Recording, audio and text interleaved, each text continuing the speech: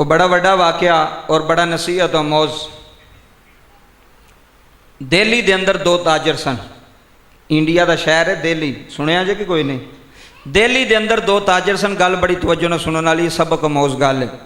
वो दोवां दा घ्यो का कारोबार सी, घ्यो दीयां दुकानां सन ते आमने सामने दुकानां सन घ्यो दीयां। दो भी ताजर सन बड़े धड़ल्ले दे। एक ने दूसरे नूं कहा भी यार मैनू 1000 रुपया उधारा दे, चंद दिनों तो बाद मैं तेनों दे देंगा। उन्हें कहा कोई गल नहीं, उन्हें 1000 रुपया उन्हें दे छड़िया। जदों लैण की वारी आई उन्हें कहा मैं तो तेरे को लिया ही नहीं। इंज दे भी होंदे ने ना विच भी पैसे लैके तो अगों लड़ाई ले लैंदे ने भी सानू देने ना पैण, पैसे लैके अगों झगड़ा करनगे, वो तू मेरे ते बैठा मेरे पैसों ते बैठा है। उन्हें कहा मैं तो तेरे को ले ही नहीं। ये दिल्ली के बादशाह को मुकदमा आ गया दोवां ताजरां दा। उन्हें अगू काजी नूं कहा इन्हां दा मुकदमा सुन। काजी ने मुकदमा सुनिया, काजी बड़ा सियाणा बंदा सी। काजी ने उन्होंने पूछा हाँ बई तू 1000 रुपया लिया? उन्हें कहा जी मैं तो 1 रुपया नहीं लिया, तो मेरे नाल हसद करदा जिहदी वजह तो मेरे नाल मुकदमा मेरे ते उन्हें कर छड़िया। मेरी दुकान ज़्यादा चलती है, यदी दुकान थोड़ी चलती है, तां वास्ते मेरे खिलाफ मुकदमा लैके आया, पैसे मैं कोई नहीं ले। हुण गल सुनियो, काजी बड़ा सियाणा सी। काजी कहन लगा 1 हफ्ते तो बाद फिर अदालत पेश होए दो भी ताजर। उन्हें कहा ठीक है। 1 हफ्ता गुजर गया। उन्हें दिल्ली के 10 ताजर घ्यो के जोड़े सन ना कारोबार करने वाले, वो अपनी अदालत बुला ले ते 10 पीपे बनाए घ्यो दे। 10 घ्यो के पीपे बना के रखे तो 10 ताजर बुलाए। गल बड़ी तवज्जो नाल सुनियो। तो 2 पीपियां विच ना उन्हें एक सोने का सिक्का रख छड़िया। 8 च कोई ना, तो 2 च सोने का एक सिक्का रख छड़िया। तो उन्हें कहा भी यह जोड़े 2 ने ना जिन्हों में सोने का सिक्का इन्होंने दोवां ताजरां नूं देना है जिन्हों का आपस में रौला पिया कर्जे का पैसे का। 8 दूसरिਆਂ नूं दे दिओ। उन्हें कहा ठीक है। हुण बाबा जी वो 8 पीपे जोड़े दूसरे ताजर सन उन्होंने दे दिते। यह 2 जोड़ा जिहदे सिक्का सी ना एक सोने का, यह दोवां नूं दे छड़िया। तो काजी कहन लगा भी तुहाडे कोल 3 दिनों का टाइम है, तुसी घ्यो की क्वालिटी चैक करनी है कि क्या खालस है या 2 नंबर है, तो मैनू आके दसना जे। उन्हें कहा ठीक है। 3 दिनों तो बाद सारे आ गए। वो जिन्होंने 8 पीपे दिते सन उन्होंने तो भेज दिता है, जोड़े 2 सन जिन्हों का रौला सी। ए वेख्यो गल दे विच बड़ा सबक जे, बंदा एड्डी दूरों आवे भी तो कोई गल भी ना लैके जावे, मुल तो नहीं ना पैंदा फिर तो फायदा ही कोई नहीं आउण दा। वो जोड़े 2 सन उन्होंने काजी ने बिठा लिया। वो जिन्हें 1000 रुपया दिता सी ना, जिन्हें 1000 रुपया दिता सी ना, हुण जुमले सुनियो। वो जिहड़ा 1000 रुपया उन्हें दिता होया सी, उन्होंने काजी कहन लगा हाँ बई तू सुना। उन्हें कहा जी जिहड़ा तुसी मैनू पीपा दिता सी ना घ्यो दा, पहला ही दूसरे दे आउण तो पहला उहदे विचों एक सोने का सिक्का निकलिया, तो यह तुहाडी अमानत है, तो मैं तुहानू दे छड़िया। समझ आ रही गल?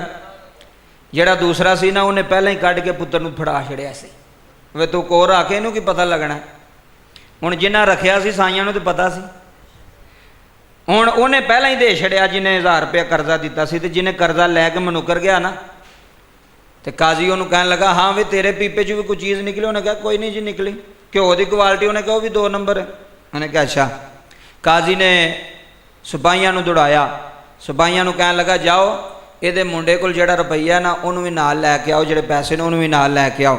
और जो मुंडा भी आ गया वह अदालत में प्यो भी सी मुंडा भी सी।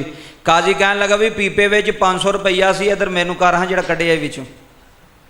वो कंबल लग पाया। उन्हें कहा जी 500 तो नहीं सी, वो तो 1 रुपया सी। हाँ ये दिमाग की गल है, सोच की गल है, शौर की गल है। काजी एवं नहीं बन जाते। अजकल तो पैसों के फैसले होंगे ना, जो कोई पैसा ज्यादा है फैसला वो हक च, तो माड़ा बंदा जोड़ा वो खिलाफ फैसला, भावें सच्चा भी हो झूठा है, भावें वो सच्चा भी हो, जोड़ा माड़ा बंदा वो समझो झूठा, क्योंकि वो खिलाफ मुकदमा आ जाना। हुण जुमले लै जाए। उन्हें कहा जी 500 साढ़े ते ना लाओ, 1 रुपया निकलिया सी। उन्हें कहा चलो जो 1 निकलिया सी वही दिओ। और जो दिता ना, तो काजी ने वो जिन्हें 1000 रुपया देना सी आप फरमान लगा। काजी कहने लगा तू झूठा है, तू वाकई वो पैसे देने। उन्हें कहा वो किवें? उन्हें कहा जो मेरा 1 रुपया खा सकता वह 1000 नहीं खा सकता। कैसा निचोड़ कढ़िया वे? मेरा 1000 तू कपला कर गया, वह 1000 खा गया, तो मेरा रुपया भी तू खा गया 1 रुपया, तो तू वह 1000 भी देना है। देना ही कि मैं अंदर करा? उन्हें कहा जी मेरे को गलती हो गई है, मेरे को जुर्म होया, वाकई मैं कसूरवार है, मैं वाकई 1000 रुपया देना है। उन्हें वाकई 1000 रुपया वह वापस किया। इस वास्ते जिहड़ा तैनूं ठग ला सकदा वो किसी होर नूं भी ला सकदा है, ते जिहड़ा किसी नूं ठग लावे उहदे नाल तूं ना मामला कर। तैनूं जी एक बंदा कहंदा पिया बंदा ठग गई, ਇਹਨੂੰ ਪੈਸੇ ਨਾ ਦਵੀਂ ਤਾਂ ਅਸੀਂ ਧੱਕੇ ਨਾਲ ਦਈਏ, ਤੇ ਮੁਜਰਮ ਕੌਣ ਹੈ? ਵੇਖੋ ਇੱਕ ਬੰਦਾ ਜੋ ਕਹਿੰਦਾ ਪਿਆ ਯਾਰ ਇਹ ਬੰਦਾ ਠੀਕ ਨਹੀਂ ਹੋ, ਇਹ ਬੰਦੇ ਦੀ ਜ਼ਹਨੀਅਤ ਠੀਕ ਨਹੀਂ, ਇਹਦੀ ਨੀਅਤ ਠੀਕ ਨਹੀਂ, 2 ਨੰਬਰ ਬੰਦਾ ਹੈ, ਤੇ ਬੰਦਾ ਫਿਰ ਉੱਥੇ ਜਾ ਕੇ ਫਸੇ, ਜਾਂ ਫਿਰ ਉੱਥੇ ਪੈਸੇ ਫਸਾਏ, ਜਾਂ ਫਿਰ ਉਹਨੂੰ ਦਵੇ, ਤੇ ਫਿਰ ਉਹਦਾ ਨਹੀਂ ਕਸੂਰ।